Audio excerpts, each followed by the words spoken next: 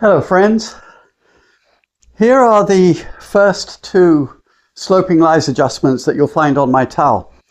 They're entitled ball high and ball low because the traditional term of an uphill lie or a downhill lie is ambiguous. An uphill lie is that the ball above your feet or the terrain rising to the green, and it's ambiguous, so I chose different ones which I hope you'll find less so. So the first one is ball high. Now, it need be mentioned that when we have a ball either above or below our feet, what looks like a square club face is actually going to shoot the ball offline. And here's why. If we evaluate, as we normally do, a square club face by the bottom edge and the lines on the face being set perpendicular to the target line, then on flat ground that works. But without me turning the club one way or the other, if I just simply raise the club above my feet, you can see now that the ball is being shot to the left with a club face that actually looks square. And of course the opposite is true.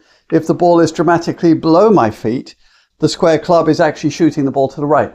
Well, that sort of rather indicates what one of the primary adjustments might be. When the ball is above your feet, you'll actually open the club face, which now makes the ball go in a straight line, but it does make the ball go higher and less powerfully. So you pick an extra club.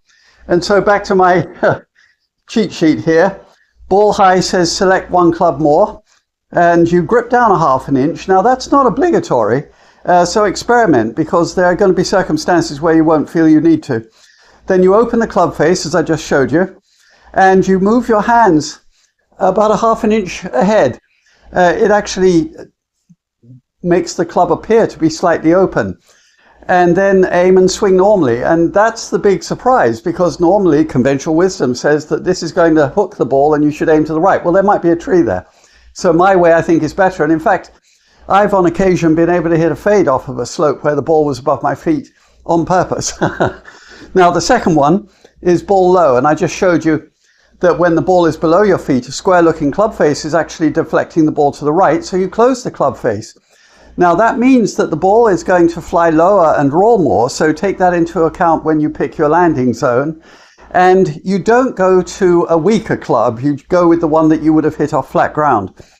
Now then you stand nearer the ball, and I mention that because when the ball's below your feet, you're being thrown down the hill by the action of your golf swing.